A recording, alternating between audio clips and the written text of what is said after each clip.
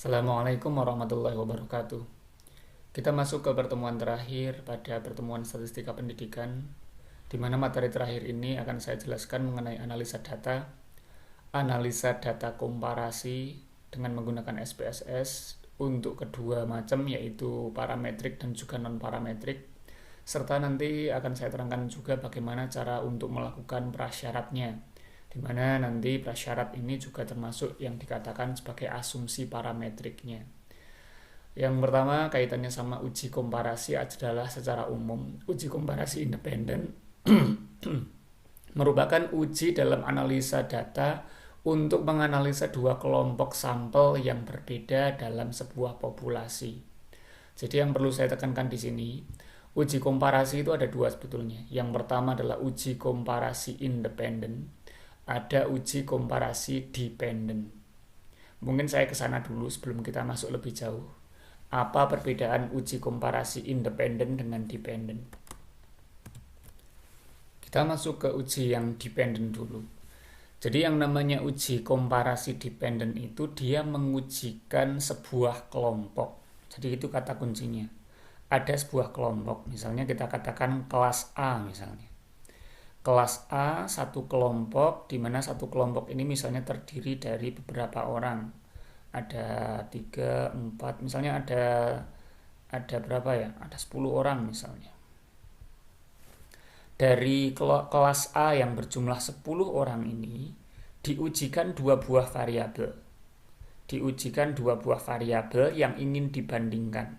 Misalnya variabel yang dibandingkan di sini adalah yang paling seringnya. Yang paling sering itu misalnya pretest sama posttest. Apa itu pretest posttest?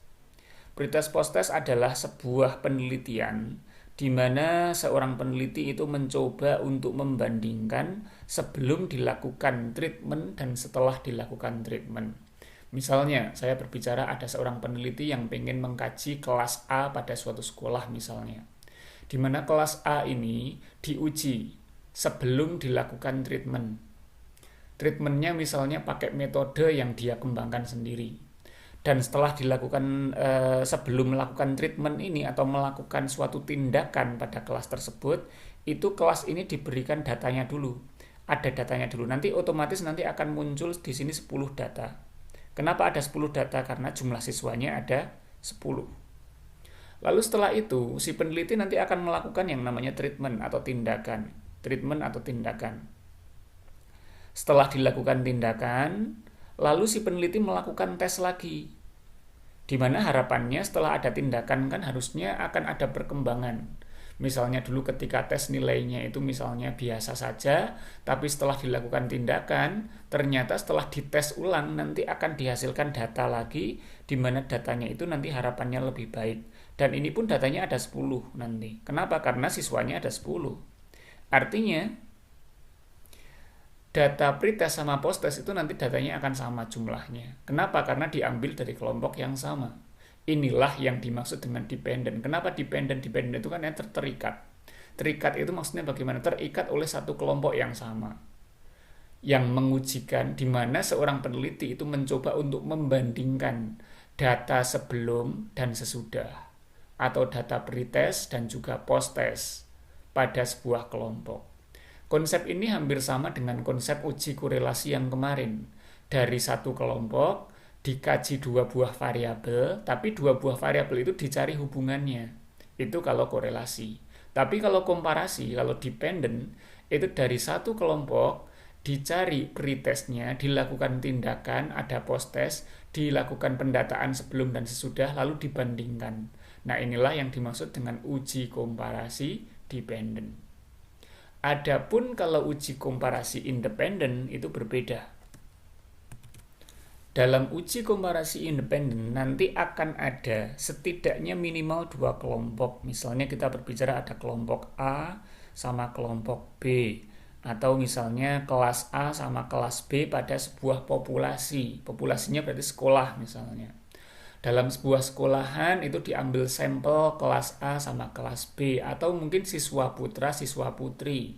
Di mana siswa putra diambil 10 orang misalnya, siswa putri diambil 7 orang atau 8 orang gitu ya. Artinya yang jelas ada 2 kelompok, 2 grup. Di sini saya simbolkan grup A dan grup B. Dan di sini jumlahnya tidak harus sama. Misalnya dari sini ada 10 siswa misalnya. Lalu pada kelompok B misalnya 7 siswa misalnya. Itu boleh saja. Karena yang namanya dua kelompok itu kan bebas. Sampel yang diambil itu mau berapa. Tetapi biasanya dua kelompok ini biasanya masih ada dalam satu populasi yang sama. Jadi populasinya masih sama. Artinya populasinya itu masih satu, tapi kelompoknya di dalamnya ada dua. Ada satu populasi diambil dua sampel, dua kelompok sampel dari dalamnya. Dimana nanti kalau kaitannya sama ini nanti akan ada yang namanya strata atau pengelompokan dalam sebuah populasi. Dan nanti perlu dikaji apakah dua kelompok ini variannya homogen atau tidak. Sehingga nanti kita perlu menguji apakah dua kelompok sampel yang diuji itu memiliki varian yang homogen atau tidak. Karena apa kita perlu menguji variannya atau kehomogenitasnya? Jadi nanti akan muncul yang namanya varian. Varian itu sebetulnya dulu kita pernah membahas yang berkaitan dengan variabilitas, yang dimana kriterianya itu kan setidaknya ada range, lalu ada standar deviasi, ya, lalu ada variansi. Nah, ketiga kriteria ini itu nanti akan menyimpulkan mengenai variabilitas yang berkaitan dengan penyebaran data. Penyebaran data, di mana kaitannya sama penyebaran data, itu nanti juga berkaitan dengan variansi itu sendiri atau varian dari suatu data. Dan di dalam membandingkan dua buah kelompok, jadi perbedaan dengan yang tadi ya, kalau tadi itu membandingkan dua data dari kelompok yang sama, kalau komparasi independen itu membandingkan dua kelompok yang berbeda mengenai satu variabel yang sama. Jadi misalnya, variabel yang dikaji adalah nilai matematika. Variabelnya hanya satu, tapi kelompoknya dua yang dibandingkan. Itu namanya uji komparasi independen. Dan karena membandingkan dua kelompok, maka disyaratkan variannya itu harus sama. Kenapa? Karena kalau kita ingin membandingkan dua kelompok kan nggak mungkin dia nggak seimbang, maka harus seimbang dulu. Salah satu indikator dua kelompok itu seimbang itu adalah dengan menguji apakah varian dari dua kelompok tersebut sama. Makanya nanti ada yang namanya uji homogenitas. Kalau kemarin dalam uji korelasi ada uji linearitas, maka dalam uji komparasi itu nanti akan ada yang namanya uji homogenitas untuk membandingkan varian dari dua kelompok yang berbeda pada sebuah populasi. Pengen tahu apakah dua kelompok tersebut memiliki varian yang homogen atau tidak. Oke, itu secara garis besar tentang uji komparasi independen dan uji komparasi dependen. Nah, sekarang kita masuk lagi ke slide selanjutnya, di mana untuk melakukan statistika inferensi dalam penelitian komparasi independen perlu diperhatikan hal berikut. Yang pertama, meneliti dua kelompok mengenai satu variabel yang sama. Perbedaan dengan yang kemarin ya, dengan kalau korelasi. Kalau korelasi itu satu kelompok dua variabel. Kalau komparasi dua kelompok satu variabel. Ini berbeda pula dengan yang dependen tadi. Kalau dependen itu sama dengan korelasi dari sisi variabel dan datanya, variabel dan subjeknya.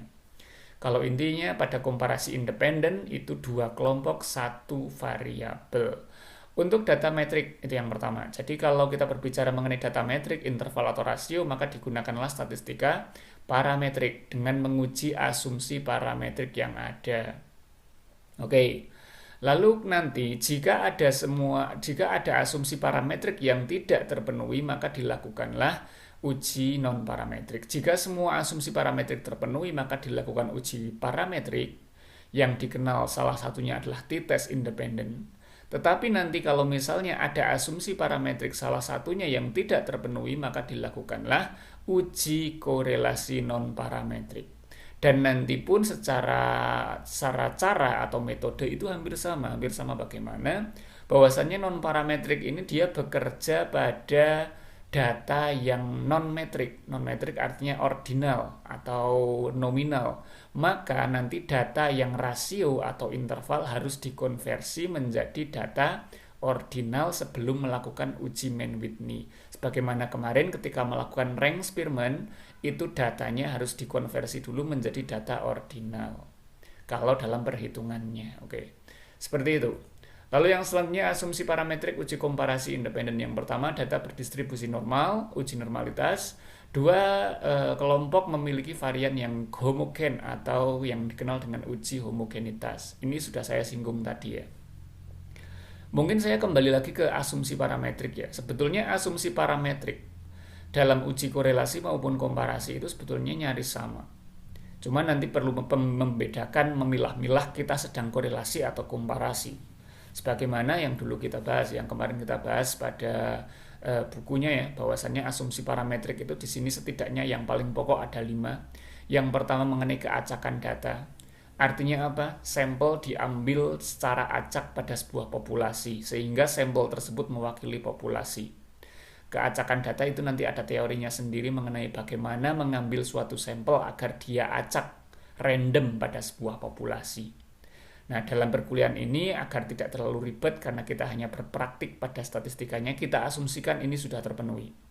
Normalitas, ini sudah kita bahas kemarin. Pada intinya harus ada normalitas, tetapi dalam normalitas data ini, karena data yang diuji itu ada 2 kelompok, maka nanti 2 kelompok itu harus diuji dua-duanya.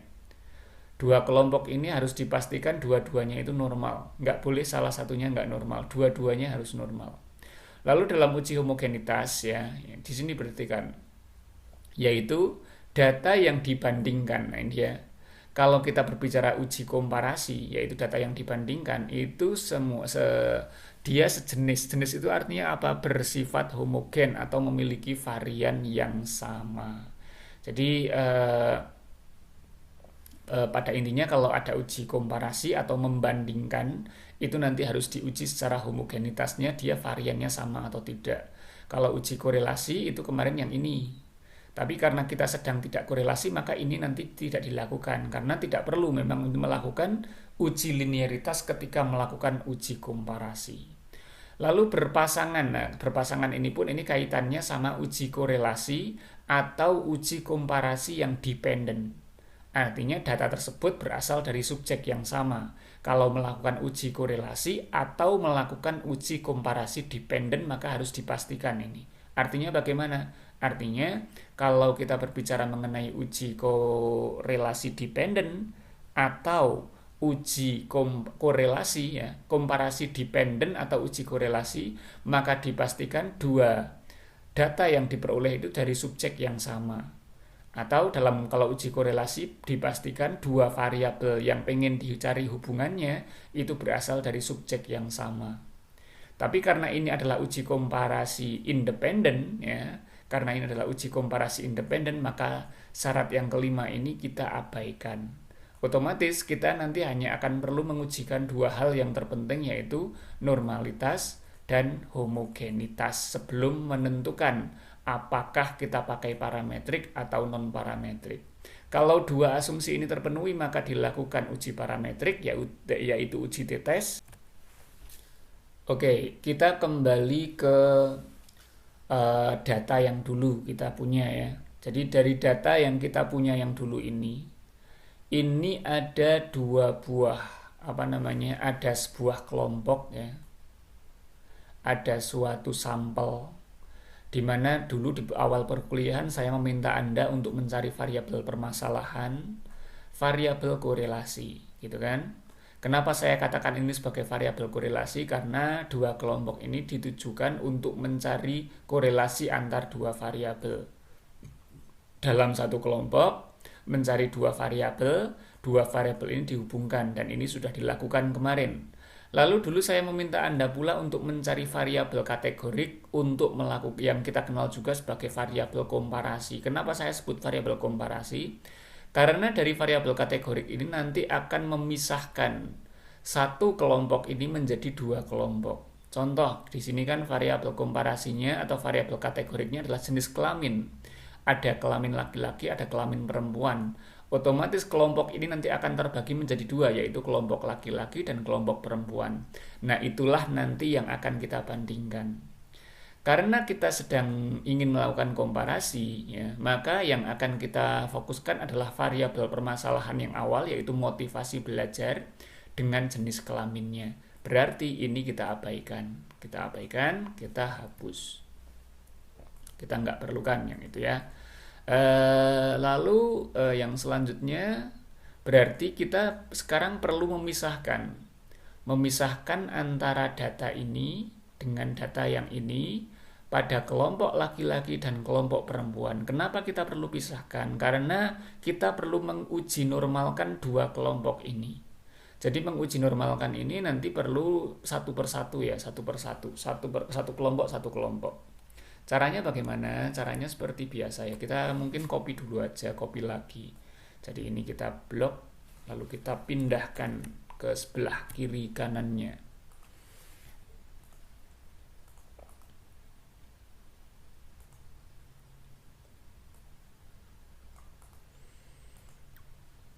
Biar lebih enak nanti ketika copy paste. Oke, seperti ini.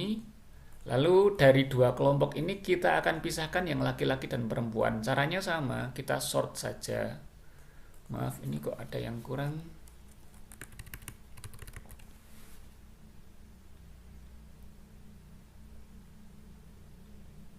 Oh, ini kurang satu ya. Kurang P.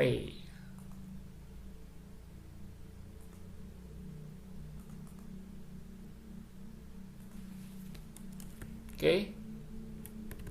Dari dua kelompok ini kita sort, kita blok semuanya. Kanan, sort, custom sort. Kita pisahkan berdasarkan jenis kelaminnya. Berarti klik jenis kelamin. Dari jenis kelamin ini, dari kolom values-nya, ya, kita values, lalu A to Z. A to Z artinya karena memang datanya itu nominal, itu kan dia tidak mengurutkan berdasarkan nilai angkanya berapa, tapi dari hurufnya, karena hurufnya kan LP gitu ya. Maka nanti akan diurutkan mana yang L, mana yang P. Maka seperti ini hasilnya. Dari sini terlihat bahwasannya yang laki-laki itu jumlahnya ada 1, 2, 3, 4, 5, 6, 7. Yang perempuan berarti ada 8 karena totalnya 18. Kita kasih nomor biar mudah.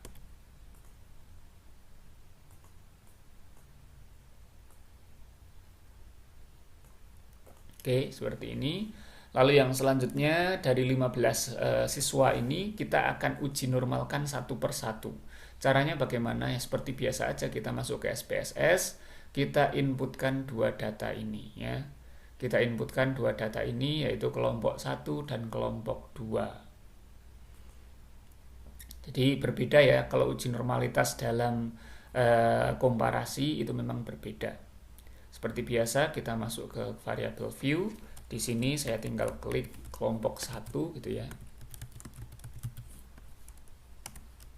Terus yang kedua kelompok 2 gitu aja. Enter. Untuk yang lain karena ini tujuannya hanya untuk melakukan uji normalitas, maka yang di belakang ini saya abaikan semua. Yang perlu saya perhatikan lagi di sini harus scale ya. Kenapa saya scale? Karena datanya itu dalam bentuk metrik atau dalam bentuk angka. Motivasi belajar yang tadi kita bahas ini kan dalam bentuk angka, maka saya pastikan datanya dalam bentuk metrik.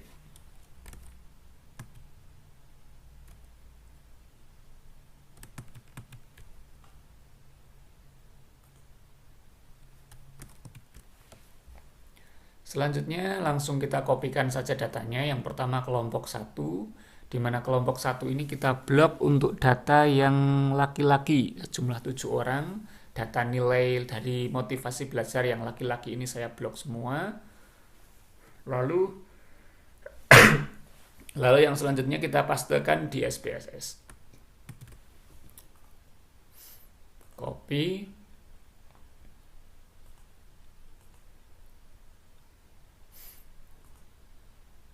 Data view pada kelompok 1 atau kelompok laki-laki kita paste. Dengan cara yang sama kita kembali ke Excel, blok data yang perempuan berarti yang bawahnya, lalu kita copy lagi Kembali ke SPSS, dipastekan di kelompok 2. Nah, terlihat di sini jumlah kelompok laki-laki dan kelompok perempuan memang berbeda, tapi tidak masalah. Yang jelas di sini sekarang kita akan melakukan uji normalitas untuk keduanya. Di dalam uji normalitas yang kemarin, kalau datanya itu di antara 7, 8, 9, itu memang yang paling cocok itu adalah uji Shapiro-Wilk ya. Shapiro-Wilk masih menjadi yang paling kuat, maka kita fokus ke uji Shapiro-Wilk. Caranya sebagaimana yang dulu kita bahas, melakukan uji Shapiro-Wilk adalah analyze, lalu descriptive statistik, lalu explore ya.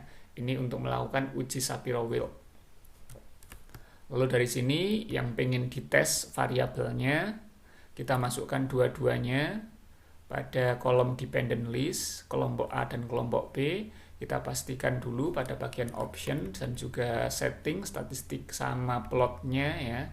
Statistiknya kita centang, kita klik, lalu kita pastikan di sini 95% ya.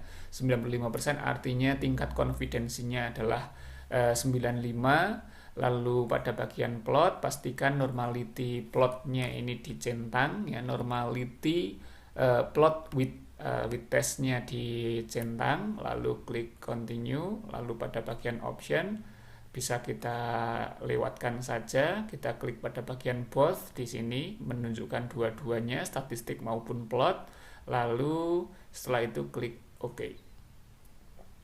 Pada bagian output kita akan fokus ke bagian Shapiro-Wilk-nya, di mana pada bagian Shapiro-Wilk nanti kita lihat apakah dua kelompok memiliki dia normal atau tidak.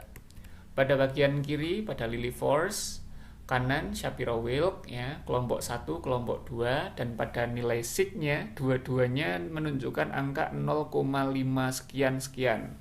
0,5 sekian-sekian pada kolom Shapiro-Wilk artinya dua-duanya itu normal karena lebih besar dari alfa 0,05. Ini kita copy, lalu kita pastekan di Microsoft Word.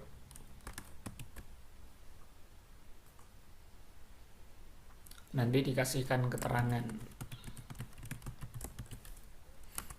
Yang pertama mengenai kelompok A. Kelompok A bagaimana? Kelompok 1 dalam kurung laki-laki gitu kan. Itu dikasih keterangan. Kelompok 2 yaitu perempuan juga dikasih keterangan. Keterangannya seperti apa? Berdasarkan nilai ini, sig-nya ini. Karena nilai signifikansi adalah 0,5 sekian yang lebih besar dari alfa yaitu 0,05, maka data berdistribusi normal. Ya, lalu untuk kelompok yang kedua pun demikian. Karena nilai signifikan atau kita katakan signifikan mungkin dulu belum pernah saya sampaikan ya. Sig ini sebetulnya bukan signifikannya. Maksudnya bukan nilai signifikan 5% itu bukan, tapi sig ini adalah nilai p-value. P-value itu merupakan peluang dari nilai Z-nya. Nah, nanti lebih panjang lagi kalau ke p-value. Tapi yang jelas ini adalah p-value. Nilai p-value ini yang disimbolkan dengan sig pada SPSS itu kalau lebih besar dari alfa, maka dalam uji normalitas maka itu berdistribusi normal sebagaimana yang dulu kita pernah bahas. Nanti dituliskan di sini dan di sini. Jadi nanti tinggal ditulis. Karena nilai p-value atau nilai signifikan lebih besar dari alfa yaitu 0,05, maka data kelompok 1 atau kelompok laki-laki berdistribusi normal. Nanti ditulis yang sama untuk kelompok yang kedua. Itu untuk uji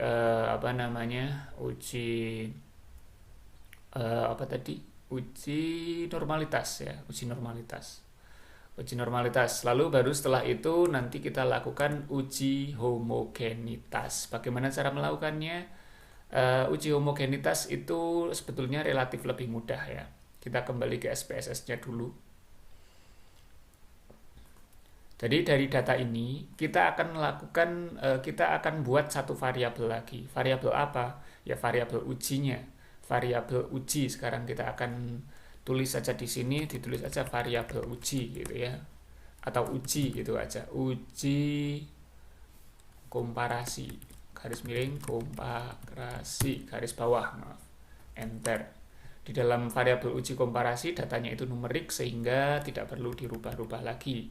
Tapi mungkin biar rapi ya, biar rapi nggak perlu saya kasih desimal nih, saya nolkan semua karena memang datanya tidak desimal. Lalu ada satu variabel lagi yaitu data group. Apa ini data group? Nah, nanti akan paham sendiri. Tapi data group ini bukan data numerik. Data group ini merupakan data data, kita klik pada bagian titik 3 ya. Bukan data numerik tapi data string ya. Kenapa data string? Karena grupnya kan tadi LP. Kita dulu pernah membahas dalam SPSS kalau datanya itu bukan angka, artinya tulisan ya, maka dia harus diganti menjadi string. Klik OK. Dan datanya otomatis pada bagian kanan ini langsung akan berubah menjadi nominal.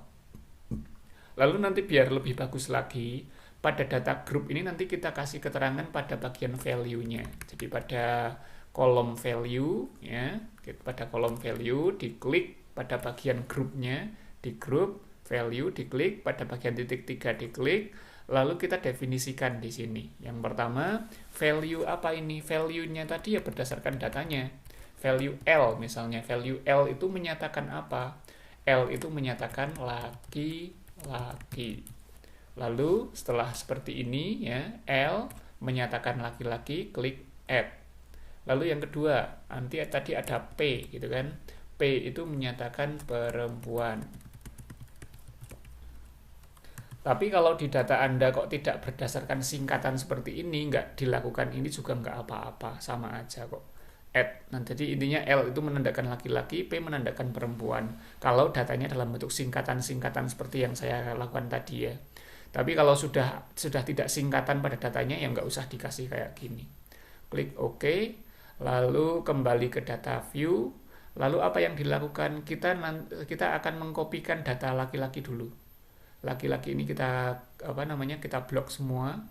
Klik kanan, copy. Kita pastekan lagi di sini di data untuk uji analisanya, untuk data uji komparasinya. Klik kanan lalu paste. Lalu kita tahu bahwasanya ini merupakan data kelompok 1 atau grup yang pertama, maka di sini kita tulis angka 1. Ini kita klik grup L gitu ya. Karena tadi kan kelompok laki-laki, maka L, terus sampai bawah. Kapital sama ininya diperhatikan. Kalau tadi menulis datanya itu kapital, maka kapital terus gitu ya. Jangan L-nya tadi ketika mendefinisikan pakai L kecil, di sininya L besar. Nah, itu nanti kacau. Jadi tadi kan ketika saya mendefinisikan itu baik di Excel, baik di sini pada bagian value-nya tadi, ketika di sini itu kan L-nya kapital, maka ini saya juga tulis kapital. Lalu yang selanjutnya gimana? Yang selanjutnya pada bagian ini, data yang perempuan ini kelompok yang kedua di blok juga, klik kanan, copy, dipaste di bawahnya persis. Dipaste di bawahnya persis sehingga nanti berurutan. Paste, dan ini kita tahu ini adalah kelompok yang perempuan, maka kita tulis di sini dengan P sampai ke bawah. P.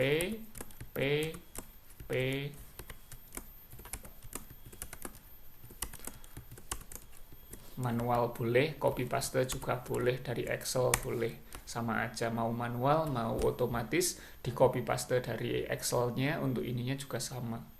Setelah itu baru nanti kita akan lakukan yang namanya uji homogenitas ya. Uji homogenitas, di mana uji homogenitas ini di sini dikatakan kriteria uji homogenitas itu jika nilai sig-nya itu lebih besar dari alfa, jadi sama ya kriterianya dengan uji normalitas, maka dapat dikatakan pada kolom Leibniz test ya, maka dapat dikatakan bahwasannya dua kelompok memiliki varian yang homogen, begitu pula sebaliknya. Nah, sekarang kita akan masuk ke uji homogenitas. Berarti yang pertama dilakukan adalah analyze, lalu compare mean ya, analyze, compare means, lalu independent sample t-test. Jadi kita akan masuk ke analyze, compare mean, independent sample t-test. Tapi bukan berarti kita akan melakukan t-test ya. Kita belum melakukan t-testnya karena kita baru akan melakukan uji homogen. Tapi uji homogennya itu melalui uji T ya. Jadi t-test independen kita klik. Lalu setelah itu yang dimasukkan ke kolom. Di atas ada kolom tes variabel sama grouping variabel. Yang kita masukkan ke tes variabel tentu saja adalah data nilai uji komparasinya atau data yang ini. Data nilai yang tadi sudah digabungkan antara laki-laki dan perempuan, saya masukkan ke tes variabel. Ini tentu saja akan bervariasi tergantung data Anda ya. Kalau kelompoknya mengenai jurusan, berarti ini nanti akan gabungan ke jurusan bahasa sama jurusan IPA misalnya. Atau misalnya yang golongannya itu PNS sama non PNS misalnya, itu sama aja. Ini hanya ilustrasi, di sini kan laki-laki perempuan. Uji komparasi masuk ke ke tes variabel, sedangkan variabel grup yang berisi data tentang grup pertama dan grup kedua tadi itu saya masukkan ke grouping variabel.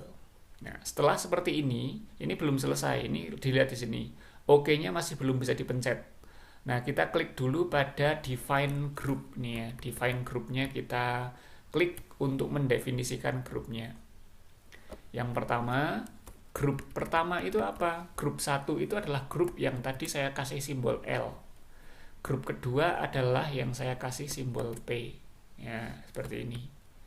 Lalu baru klik continue. Nah, setelah itu baru kita klik OK. Ini perlu diklik enggak? Nah, ini diabaikan saja ya. Ini kan sudah pas ya 95%, nggak perlu dirubah-rubah lagi konfidensinya. Lalu klik continue. Tadi sudah di-define, klik OK. Kita lihat pada outputnya. Outputnya harusnya sudah muncul pada bagian bawah. Nah, ini dia. Pada bagian bawah muncul 2 buah tabel ya. Ada tabel ini. Yang pertama adalah tabel grup statistik. Terus yang kedua adalah grup independent sample t-test. Pada grup statistik ini terlihat di sini ada mean, standar deviasi sama standar error mean.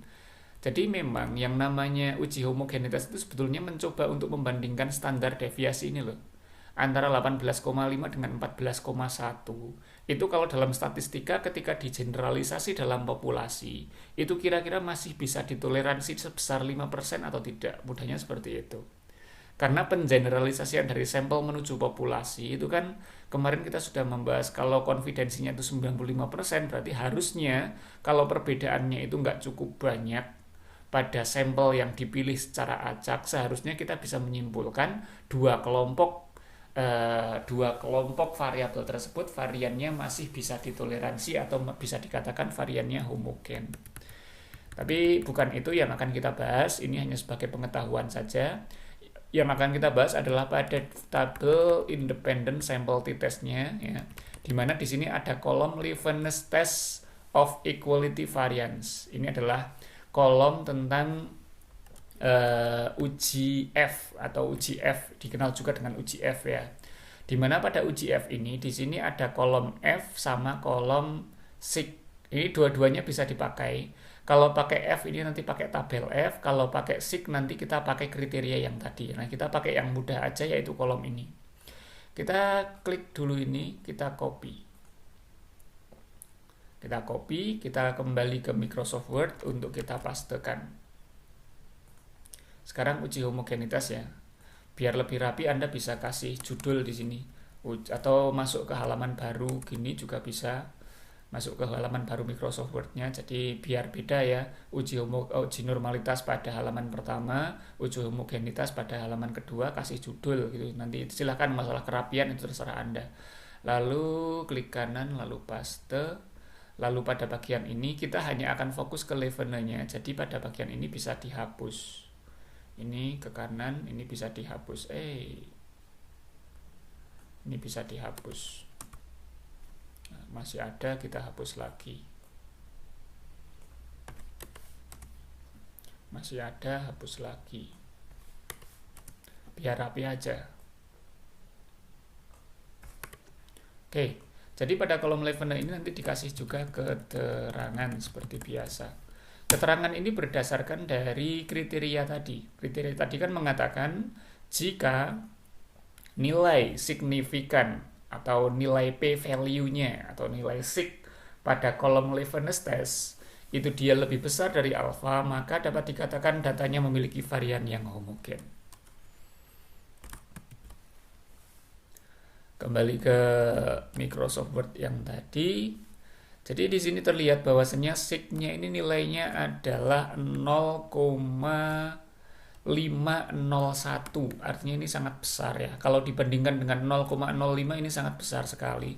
Artinya kita bisa simpulkan bahwasanya sig-nya nanti Anda tulis sendiri, saya hanya akan menyebutkan secara verbal contohnya ya. Jadi karena nilai signifikan yaitu 0,501 lebih besar dari alfa yaitu 0,05, maka dapat disimpulkan bahwasanya kedua kelompok yaitu kelompok 1 dan kelompok 2 atau kelompok laki-laki dengan kelompok perempuan pada data yang saya kaji itu memiliki varian yang sama dalam kurung homogen seperti itu.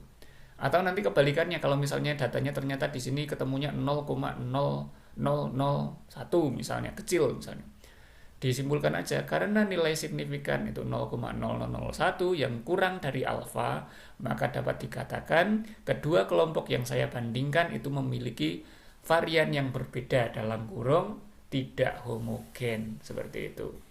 Itu untuk uji homogenitas ya. Lalu sekarang kita masuk ke pilihan apakah parametrik ataukah non parametrik, gitu kan? Jadi karena datanya itu normal dan juga homogen, maka otomatis yang harus dilakukan seharusnya adalah data parametrik. Di mana data parametrik atau uji parametrik itu adalah uji test independen. Karena apa? Karena datanya nanti dikasih alasan juga. Karena data normal dan homogen gitu ya. Data normal dan variannya sama atau homogen. Oke, seperti itu. Nanti dikasih alasannya, intinya seperti itu. Tapi untuk melakukan itu, apa yang harus dilakukan? Kita masuk ke SPSS-nya dulu. Dan ternyata untuk melakukan uji T itu caranya sama persis dengan yang tadi. Persis sama. Jadi caranya adalah analyze. Jadi misalnya Anda sudah melakukan dua uji tadi ya, yaitu normalitas, homogenitas, dan ternyata datanya itu normal dan homogen, maka harus melakukan uji T kan gitu. Sebagaimana ini. Jika data memenuhi asumsi-asumsi parametrik, asumsi parametrik itu yang mana? Yang ini, normal dan homogen. Maka dilakukanlah uji T independen atau uji t-test independen.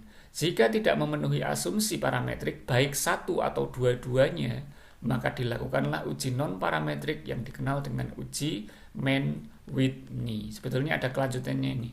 Mann-Whitney U-test gitu kelanjutannya. Tapi Mann-Whitney gitu aja cukup. Oke, selanjutnya kita akan masuk ke uji parametriknya. Jadi misalnya kita asumsikan memang dua-duanya ini datanya normal dan homogen. Maka apa yang dilakukan? Klik analyze, dan caranya sama persis dengan yang tadi ya. Analyze, compare mean, independent sample t-test. Lalu sama dengan yang tadi untuk uji komparasinya masukkan ke tes variabel, grouping variabel masukkan ke group masukkan ke grouping variabel. Lalu setelah itu define grupnya pastikan ini L sama P sesuai dengan grup yang dituliskan di sini. Kalau di sini Anda tulisnya itu kok laki-laki perempuan, maka di sini juga ditulis gitu laki-laki perempuan. Tapi karena di SPS saja saya tulis LP, maka di sini pun LP ya. Continue lalu klik OK. Maka tentu saja hasilnya akan sama dengan yang ini. Cuman bedanya karena sekarang kita sedang t-test, kita fokus ke kolom yang sini. Ke kolom yang bagian sini sekarang ya. Kita klik lagi, klik kanan, copy, kita masukkan ke Microsoft Word-nya, lalu kita paste di bagian ini. Bagian ini kita hilangkan,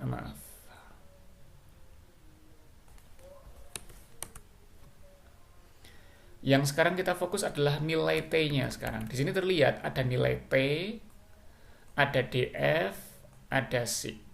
Nah, gimana yang akan kita lihat di sini? Oh, ini ternyata lumayan banyak ini ya, 0,02. 0,02 sama 0,030.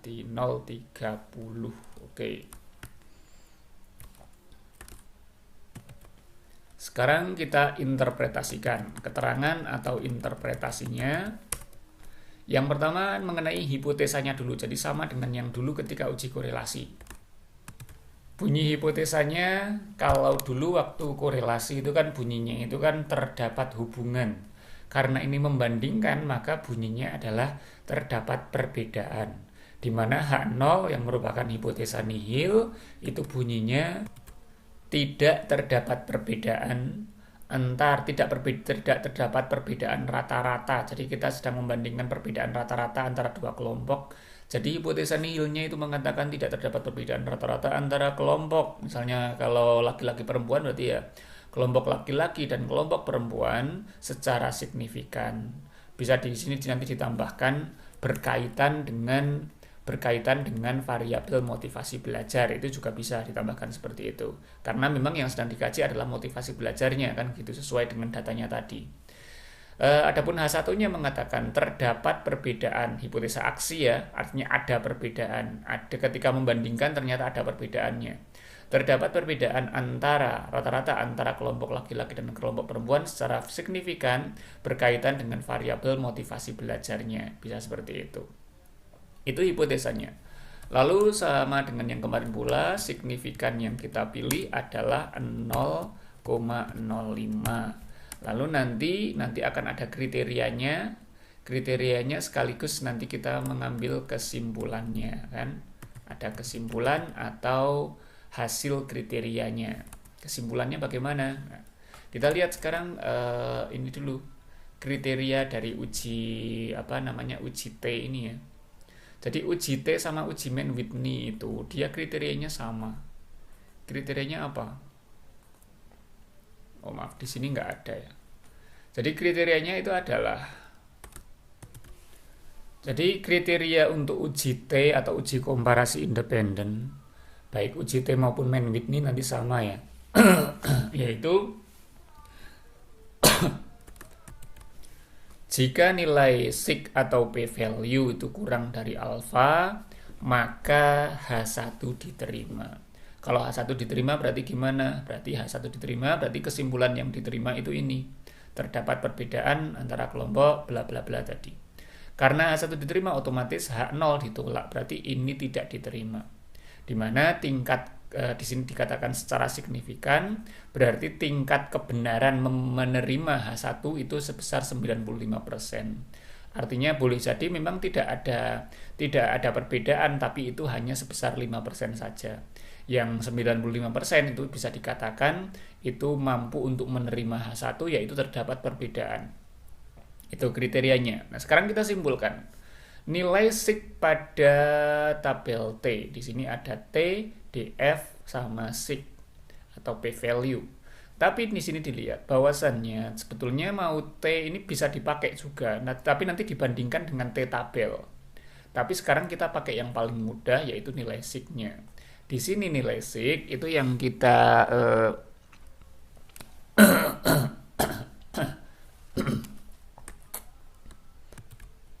yang kita anggap itu adalah yang atas. Di sini dikatakan ya, equal value of variance assume ya. Equal variance assume artinya diasumsikan variannya sama.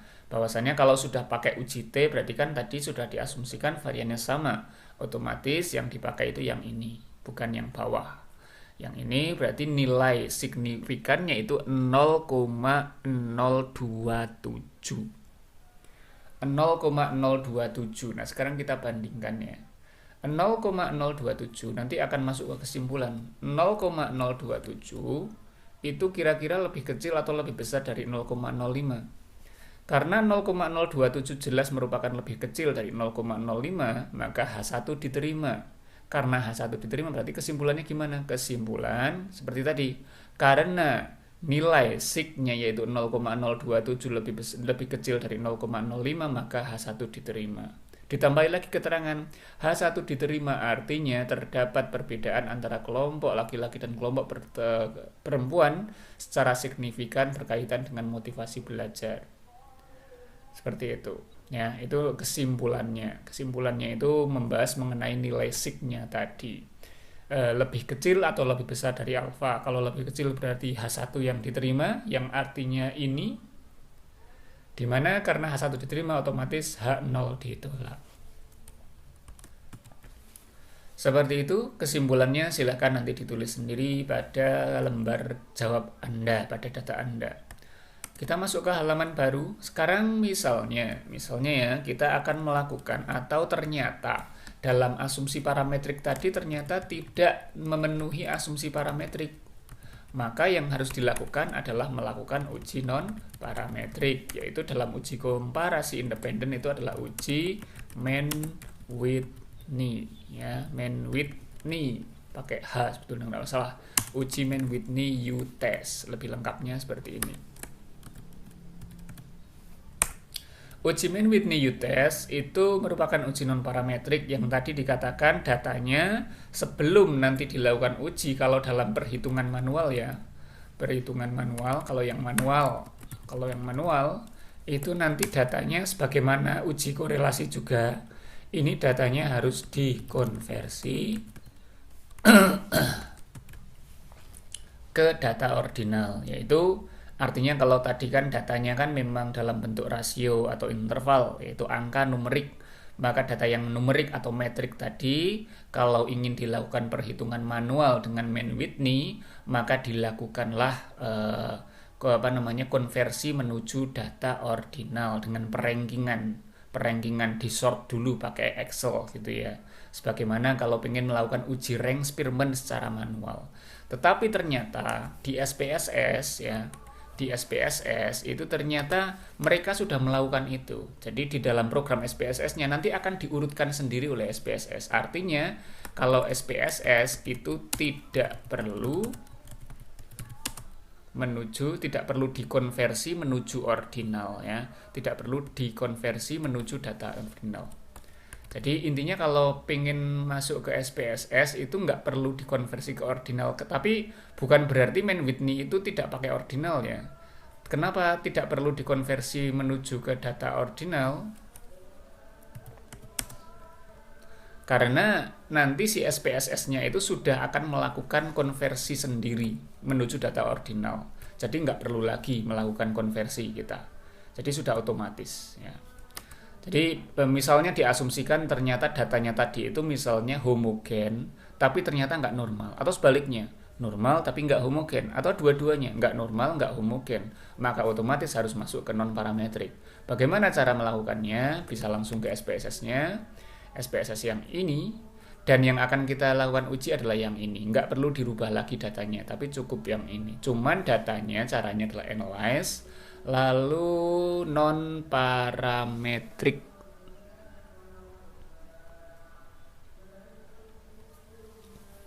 Jadi analyze non-parametrik to independent samples. Itu ya caranya ya. Lalu klik. Lalu pada bagian ini bisa terlihat di sini ada Mann-Whitney ya, Mann-Whitney U itu sudah tercentang. Lalu yang akan kita lakukan uji seperti tadi, ini caranya persis sama. Jadi pada bagian ini ya, tes variabel kita masukkan yang pengen kita uji yaitu data yang ini ya. Data yang ini yaitu data uji komparasi, kita masukkan ke tes variabel, lalu data grupnya. Oh, ternyata di dalam di dalam Mann-Whitney ini nggak bisa membaca kalau grup variabelnya dalam bentuk nominal. Grup variabelnya harus dalam bentuk data angka juga. Oke, kita buat dulu. Berarti ini belum bisa ini. Kita buat dulu. Cara membuatnya ya kita tinggal bikin aja gitu ya. Kita tinggal bikin variabel baru, variabel view, klik, lalu kita bikin variabel baru, grup satu lagi. Tapi grupnya ini grup yang grup yang numerik. Nggak boleh sama katanya. Berarti kita kasih nama aja grouping. Soalnya nggak boleh sama dengan atasnya gitu ya. Ya udah. Terus datanya itu bukan string tapi numerik.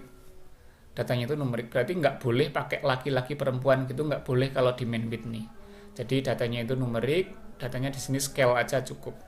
Lalu kita kembali ke SPSS data view. Lalu pada bagian ini, pada bagian grouping ya, pada bagian ini kita kasihkan angka. Jadi L ini kita buat menjadi angka 1 ya, 1 1 1 seterusnya seperti itu.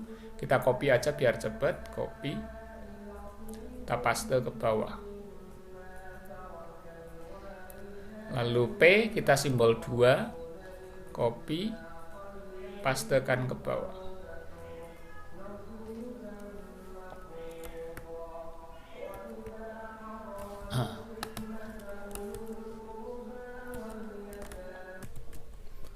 Setelah seperti ini, setelah membuat grouping yang baru dari grup ini, tinggal kita melakukan uji main Whitney sebagaimana yang tadi di awal.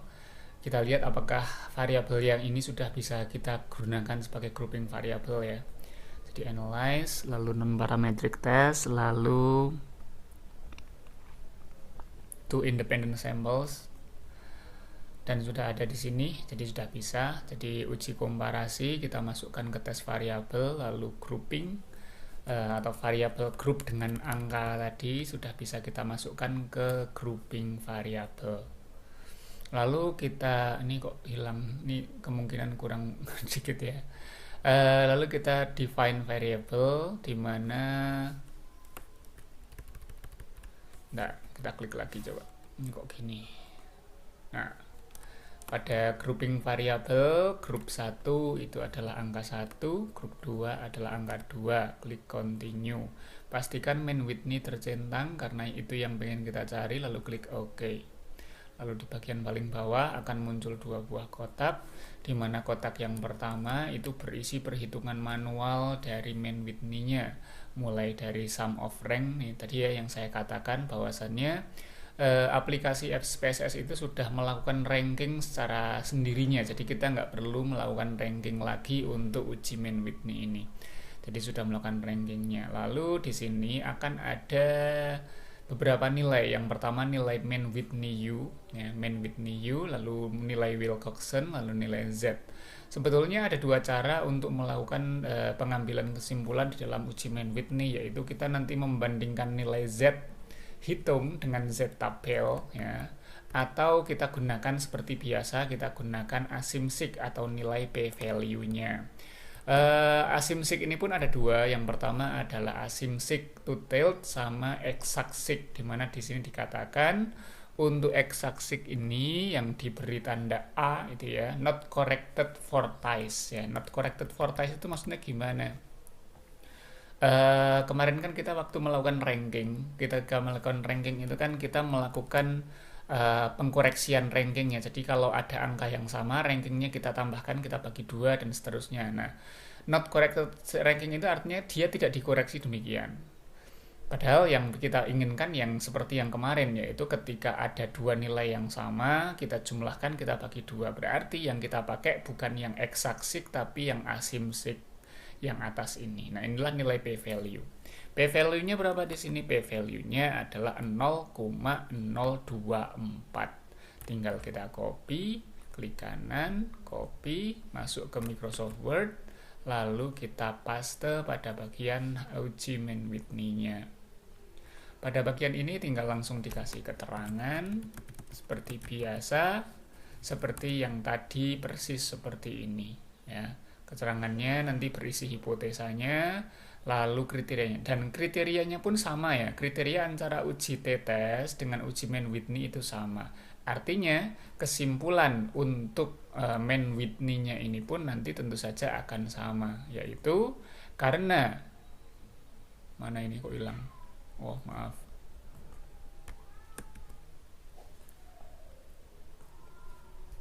Karena tadi ya, jadi untuk uji main Whitney, karena nilai asimsik atau nilai p-value-nya ini asimsik two-tailed-nya adalah 0,024 yang kurang dari alfa, maka dikatakan H1 diterima. Apa itu H1 diterima? Terdapat perbedaan antara kelompok laki-laki dan kelompok perempuan berkaitan dengan motivasi belajar secara signifikan. Nah, itu nanti ditulis kalau yang dipilih adalah main Whitney. Jadi saya simpulkan lagi, silahkan Anda kerjakan tugasnya, Anda lakukan uji normalitas untuk kedua kelompok, Anda simpulkan hasilnya, apakah normal kedua-duanya ataukah normal salah satunya. Lalu itu nanti menjadi pertimbangan uji normalitas, yang pada intinya uji normalitas mengharuskan kedua kelompok dua-duanya normal. Lalu pada uji homogenitas Anda simpulkan, yang pada intinya disyaratkan itu untuk uji parametrik itu datanya harus homogen. Nanti dari uji normalitas sama uji homogenitas Anda pun mengambil kesimpulan, yaitu kalau kedua-duanya asumsi ini terpenuhi maka dilakukan uji T, Anda lakukan uji T. Tapi kalau ada salah satu atau dua-duanya ternyata tidak terpenuhi asumsinya, maka lakukanlah uji Mann-Whitney, di mana antara uji T dan uji Mann-Whitney kriteria penerimaannya sama, yaitu jika nilai asimsik atau nilai p-value-nya kurang dari alfa, maka H1 diterima, yang berarti H0 ditolak.